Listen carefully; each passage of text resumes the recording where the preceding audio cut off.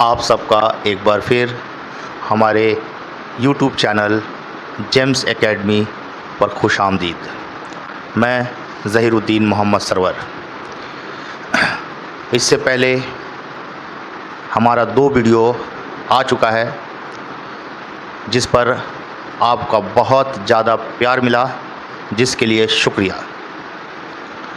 आप लोगों के प्यार की वजह से, आप लोगों की हौसला अफजाई की वजह से मैं अपना तीसरा वीडियो लेकर आपके सामने आया हूँ।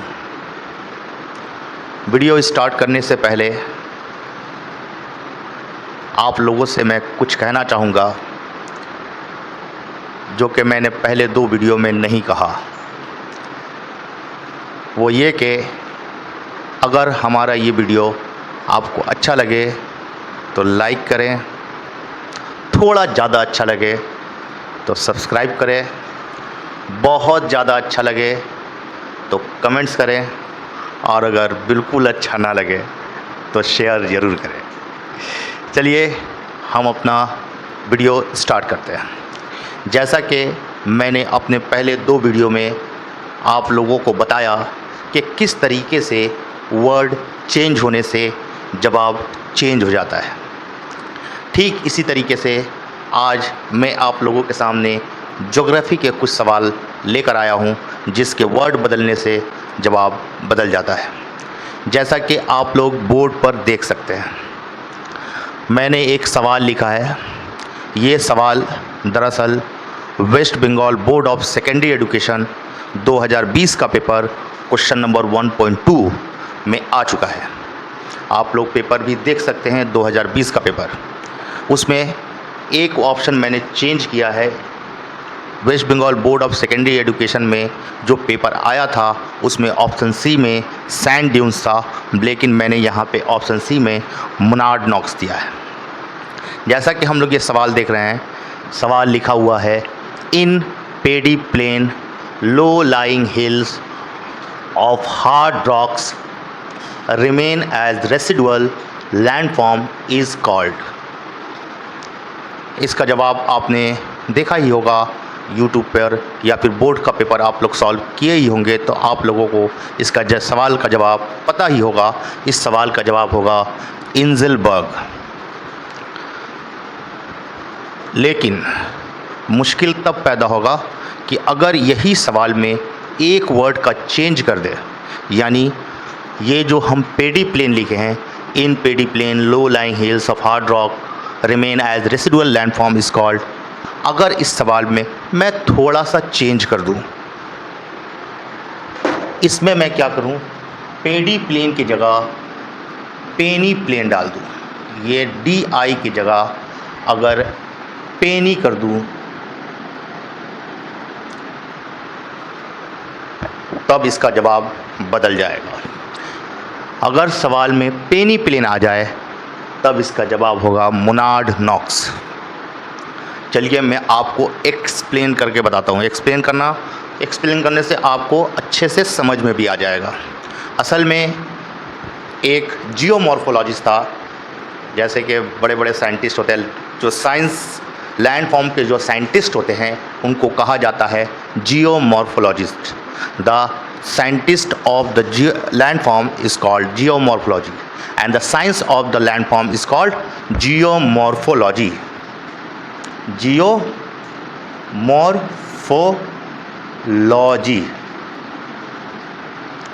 एक जियोमॉर्फोलॉजिस्ट था जिसका नाम था WM डेविस। 19th सेंचुरी के लास्ट में 1899 के आसपास इसने एक कॉन्सेप्ट दिया, एक थ्योरी दी। इसने बताया कि जिस तरीके से एक इंसान की ज़िंदगी होती है, ठीक इसी तरीके से एक पहाड़ की भी ज़िंदगी होती है। एक इंसान जैसे पैदा होता है, छोटा बच्चा रहता है, धीरे धीरे बड़ा होता है, जवान होता है, और जवान होने के बाद जैसे जैसे इसकी उम्र ढलती है, इसका उम्र बढ़ता है, ये बूढ़ा होने लगता है, तो इसकी हाइट धीरे धीरे कम होती है और एक दिन ये इंसान दुनिया से ख़त्म हो जाता है। तो एक इंसान की ज़िंदगी जो 60, 70, 80 साल तक होती है, लेकिन एक पहाड़ की ज़िंदगी हज़ारों लाखों साल होती है। इसने बताया कि एक पहाड़ जो बनता है, जैसा कि फोल्ड माउंटेन आपने 9 क्लास में पढ़ा होगा, एंडोजेनिक फोर्स की वजह से पहले फोल्ड माउंटेन बनते हैं।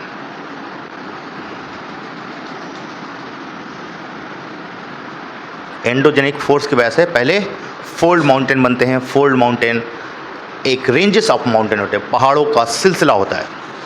फोल्ड माउंटेन बनने के बाद इस पर रिवर अपना एरोजन का काम शुरू करता है।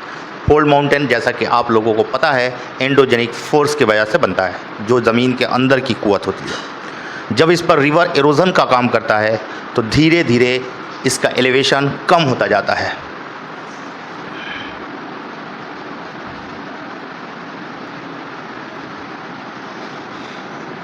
धीरे धीरे इसका एलिवेशन कम होता जाता है। ये किसने कहा? WM डेविस ने। और एक वक्त ऐसा आता है कि ये जो पहाड़ के जो रेंजेस ऑफ माउंटेन थे, जो सिलसिला था पहाड़ का, ये पूरा मैदान बन जाता है। और इसकी जो चोटियाँ होती है, जैसा कि हम लोग देख सकते हैं, ये रेसिडुअल हिल के फॉर्म में बनता है।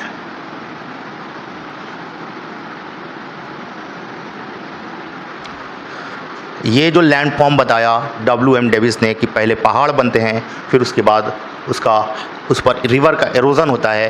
एरोज़न होते होते उसका एलिवेशन, उसकी हाइट धीरे धीरे कम होती है, और एक दिन ऐसा आता है जहाँ पर पहाड़ मौजूद है, वो पहाड़ ख़त्म हो जाता है और वहाँ प्लेन बन जाते हैं। लेकिन जो पहाड़ के जो पिक्स थे पहले, लाखों साल पहले, वो रेसिडुअल हिल के फॉर्म में नज़र आते हैं। तो जो लास्ट स्टेज में, इसको इसने 3 स्टेज में बांटा था। पहले स्टेज को इसने कहा था यूथ स्टेज, दूसरे स्टेज को इसने कहा था मैच्योर स्टेज,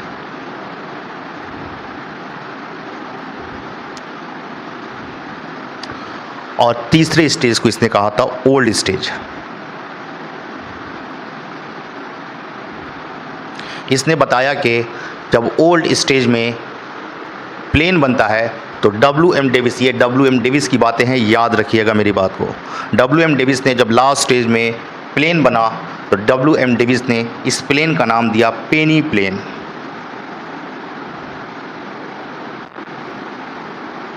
पेनी प्लेन, इसका नाम क्या दिया? पेनी प्लेन। यानी ये जो प्लेन है, इसका नाम क्या दिया इसने?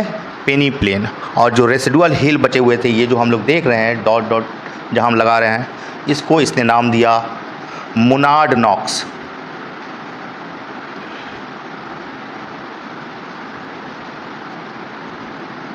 यानी WM डेविस ने बताया कि जब पहाड़ की हाइट ख़त्म हो जाती है, जब पहाड़ बिल्कुल बराबर हो जाता है, तो जो मैदान जहाँ पे पहले कभी पहाड़ हुआ करता था, अब जब वो मैदान बन चुका है, तो उस प्लेन को, उस मैदान को WM डेविस पेनी प्लेन कहते हैं। और जो पहले कभी चोटी हुआ करती थी, वो रेसिडुअल हिल के फॉर्म में नज़र आती है, जिसे WM डेविस ने मोनार्ड नॉक्स कहा। यानी अगर सवाल में पेनी प्लेन रहा तो जवाब होगा मोनार्ड नॉक्स। मेरी बात आपको समझ में आई होगी, उम्मीद करते हैं। अगर नहीं समझ में आई तो दोबारा देखना। लेकिन इसके बाद, चूँकि WM डेविस एक USA का रहने वाला था, अमेरिकन था, इसके बाद एक और जियोमॉर्फोलॉजिस्ट आया। इसने जब WM डेविस की ये कॉन्सेप्ट देखा, ये थ्योरी देखा, तो उसने भी अपना एक थ्योरी पेश किया। एक्चुअली हम लोग जब किताब में पढ़ते हैं तो हम लोग कुछ वर्ड को ध्यान से देखते हैं, लेकिन हमें वो वर्ड का मतलब नहीं मालूम होता है। जैसे एरीड, ये वर्ड आप लोगों ने पढ़ा ही होगा, लेकिन इसका वर्ड का मतलब आपको नहीं पता। आज मैं आपको इस वर्ड का मतलब भी बताऊंगा। एरीड, semi एरीड,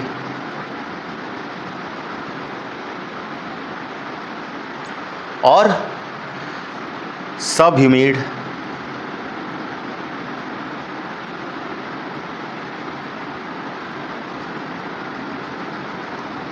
humid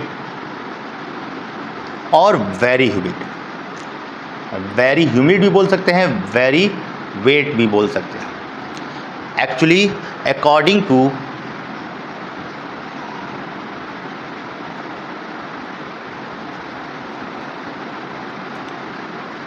to precipitation,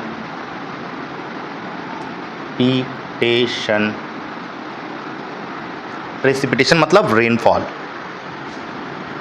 the world climate, हम शॉर्ट फॉर्म में लिख रहे हैं ताकि आपको समझ में आ जाए। World climate has been divided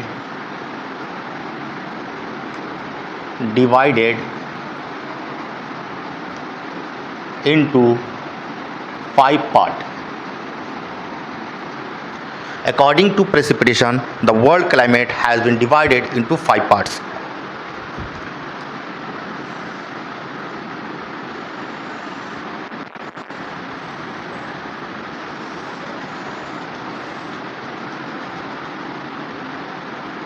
पहले वाले को कहते हैं एरिड क्लाइमेट।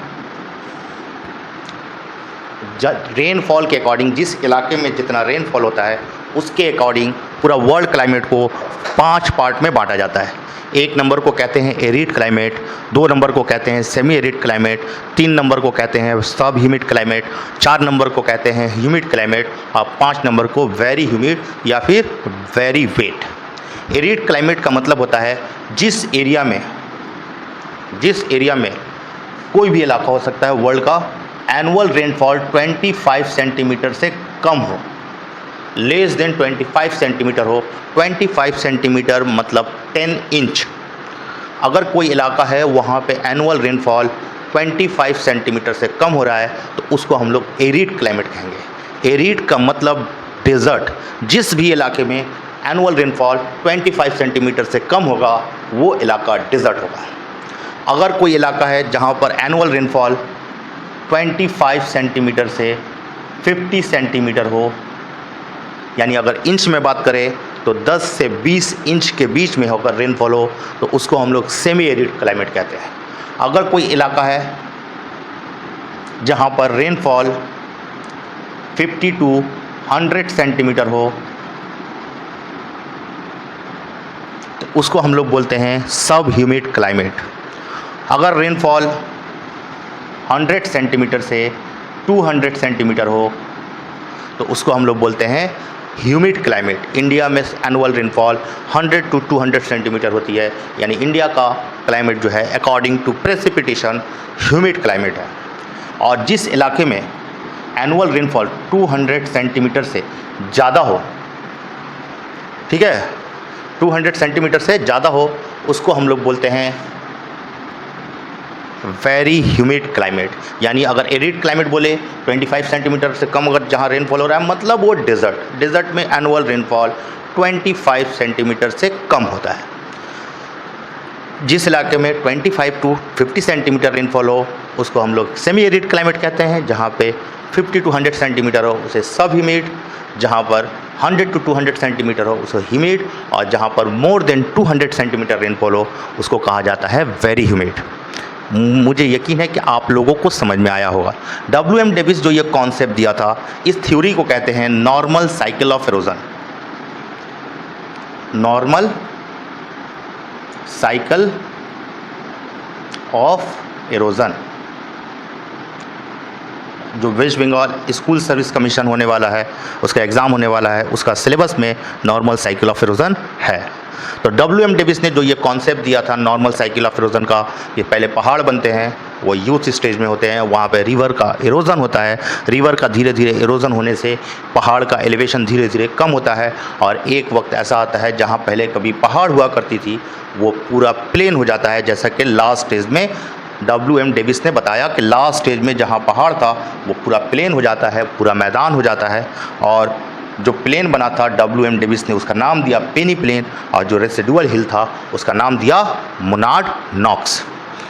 उसके बाद एक और जियोमॉर्फोलॉजिस्ट आया, उस जियोमॉर्फोलॉजिस्ट का नाम था LC किंग।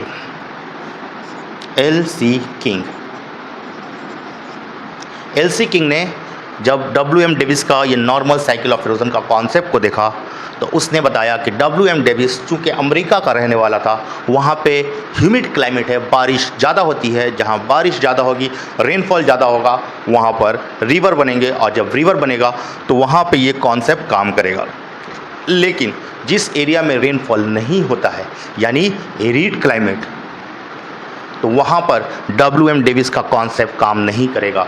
वहाँ पर जो मेन एजेंट होगा एरिड क्लाइमेट में यानी डेजर्ट एरिया में, वहाँ पे जो मेन काम होगा वो होगा विंड का। मुझे उम्मीद है कि आप लोगों को मेरी बात समझ में आ रही होगी। एलसी किंग ने कॉन्सेप्ट दिया एरिड साइकिल ऑफ इरोजन का, cycle of erosion. LC king ने एरिड साइकिल ऑफ इरोजन का कॉन्सेप्ट दिया और उसने बताया कि पहले पहाड़, उसने भी कम व बेस अप्रॉक्स WM डेविस की तरह ही बताया। उसने बताया कि WM डेविस जैसा कि 3 स्टेज में बांटा था, यूथ, मैच्योर और ओल्ड स्टेज, ठीक इसी तरीके से एलसी किंग ने भी पहाड़ के स्टेज को बांटा। उसने भी यूथ स्टेज में कहा कि पहाड़ बनेगा, मैच्योर स्टेज में उसका हाइट एलिवेशन धीरे धीरे कम होगा और लास्ट स्टेज यानी ओल्ड स्टेज में प्लेन बनेगा और रेसिडुअल हिल रहेंगे। लेकिन कॉन्सेप्ट थोड़ा सा चेंज कर दिया। एलसी किंग ने जो प्लेन बना उसका नाम दिया पेडी प्लेन, और जो रेसिडुअल हिल थे यानी ये वाले, इसको इसने नाम दिया इंजेलबर्ग। यानी WM डेविस ने ओल्ड स्टेज में प्लेन का नाम पेनी प्लेन दिया और रेसिडुअल हिल का नाम मोनार्ड नॉक्स दिया।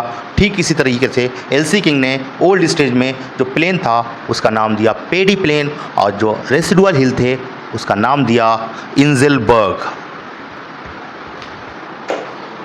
यानी हमारा जो सवाल है, अगर सवाल में पेनी प्लेन रहे तो जवाब होगा मोनार्ड नॉक्स, और अगर सवाल में पेडी प्लेन रहे जैसा कि इससे पहले मैंने लिखा था उस वक्त जवाब होगा इंजेलबर्ग। यानी अगर सवाल में आपका पेनी प्लेन हो तो जवाब मोनार्ड नॉक्स होगा, और अगर आपके सवाल में पेडी प्लेन हो तो जवाब इंजेलबर्ग होगा। ये दो वर्ड के चेंजेस से जवाब किस तरीके से बदल रहा है आप लोग देख ही रहे हैं। आप लोगों के सामने मैं ऐसे ही क्वेश्चन दोबारा लाऊंगा। आप लोगों ने देखा कि कैसे वर्ड बदलने से जवाब बदल जा रहा है। ये सवाल ऐसे ही आप लोग अपने आप को प्रिपेयर करें, क्वेश्चन की वैरायटी को चेक करें और उसी हिसाब से अपना प्रिपरेशन को आगे बढ़ाएं। जाते जाते आप लोगों को मैं एक बात बताना चाहूँगा, मेरी ज़िंदगी में तो ऐसे ऐसे वाक़यात हुए कि कभी कभी मैं बैठ के जब सोचता हूँ तो मुझे एहसास ही नहीं होता। एक्चुअली जब मुझे इस बात का एहसास हुआ कि मुझे पढ़ना चाहिए, तब मैं जो है नेशनल लाइब्रेरी में जाकर अपना नाम लिखवाता हूँ। मेरा आईडी कार्ड भी बनता है, और जब कभी भी कॉलेज की छुट्टी होती मैं सुबह 10 बजे नेशनल लाइब्रेरी चला जाता। नेशनल लाइब्रेरी आप लोगों ने देखा ही होगा, अगर नहीं देखे हैं तो मैं आपको बता देता हूँ। आप लोग अलीपुर जू गए हैं कभी? हाँ, अलीपुर जू जाइएगा। अलीपुर जू का गेट के सामने खड़े हो जाइएगा और अपना लेफ़्ट हैंड ऐसे उठाइएगा और 90 डिग्री पे अपना गर्दन को घुमाइएगा तो एक सामने गेट नज़र आएगा, उसमें लिखा होगा नेशनल लाइब्रेरी। इंडिया में नेशनल लाइब्रेरी हमारे कोलकाता में ही है, आप लोग जा सकते हैं। उसमें नाम लिखवाने के लिए यानी एंट्री करने के लिए कोई फ़ीस नहीं लगती, बस आप अपना नाम लिखवाइए। उसके लिए क्राइटेरिया ये है कि आपका उम्र एज जो है 18 साल से कम नहीं होना चाहिए। जब मैं वहाँ जाता पढ़ने के लिए सुबह 10 से, एक अजीब सा जुनून था मुझे, सुबह 10 से शाम को 5 बजे तक बैठकर मैं पढ़ा करता था। जब मैं रोज़ पढ़ रहा था तो एक दिन मेरे साथ ऐसा हुआ कि मेरे दिमाग घूम गया। क्या बताएं आपको, दिमाग काम करना बंद कर दिया मेरा।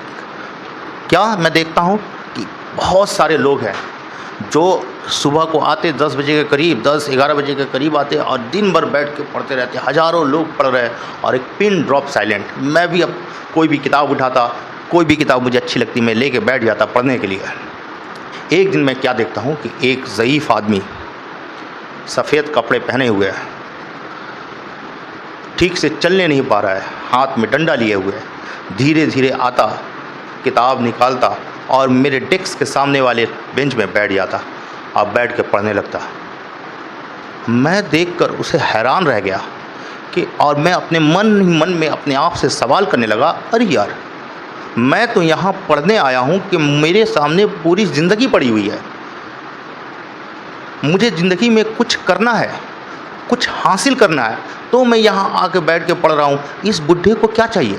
यकीन जानिए मेरे दिमाग में ऐसे ही कुछ सवालात पैदा हो रहे थे। इस बुड्ढे को क्या चाहिए?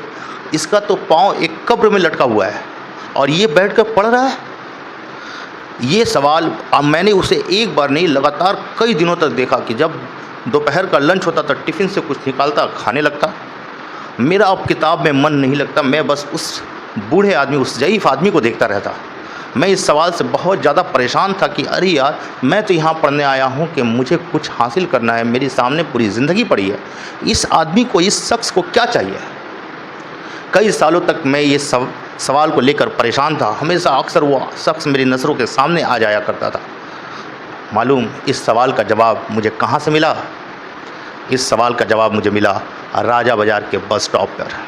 हम लोग अभी निकलते हैं, जाते हैं रास्ते पे, तो अभी बहुत सारे बस स्टॉप बने हुए हैं और कहीं पे स्वामी विवेकानंद की तस्वीर लगी हुई है और उनका कोटेशन लिखा हुआ है। ऐसी ही एक तस्वीर जो है राजा बाज़ार के बस स्टॉप पे है, जहाँ पर मौलाना अबुल कलाम आज़ाद, जो हमारे हिंदुस्तान के पहले वज़ीर तालीम थे, उनकी तस्वीर लगी हुई है और उनकी तस्वीर के नीचे लिखा हुआ था, सीखो गोद से गोर तक। और इंग्लिश में लिखा हुआ था, learn the knowledge from cradle to grave. जब मैं ये कोटेशन पढ़ता हूँ तो मेरे दिमाग में जो सवालात चल रहे थे कि आखिर वो बूढ़ा शख्स पढ़ाई क्यों कर रहा था, मेरे दिमाग में ये सवाल का जवाब आ जाता है कि अरे यार, ये तो कोटेशन मौलाना अबुल कलाम आज़ाद ने कहा था कि सीखो यानी तालीम हासिल करो माँ की गोद से कब्र की गोद तक। सीखो गोद से गोर तक। गोद मतलब माँ की गोद और गोर मतलब कब्र की गोद, यानी तालीम हासिल करना शुरू करो माँ की गोद से लेके कब्र की गोद तक। ये इस चीज़ को जो लोग मजबूती से पकड़े हुए हैं वो लोग कामयाब है, और हम लोग इस चीज़ को छोड़ दिए हैं, जिसकी वजह से आज हम बहुत परेशान हैं। तो अपनी ज़िंदगी में तालीम हासिल करना, तालीम कुछ भी सीखना सिखाना, ये ताउम्र जारी रखिए। इंशाअल्लाह हम लोग भी कामयाब होंगे। खुदा हाफिज़।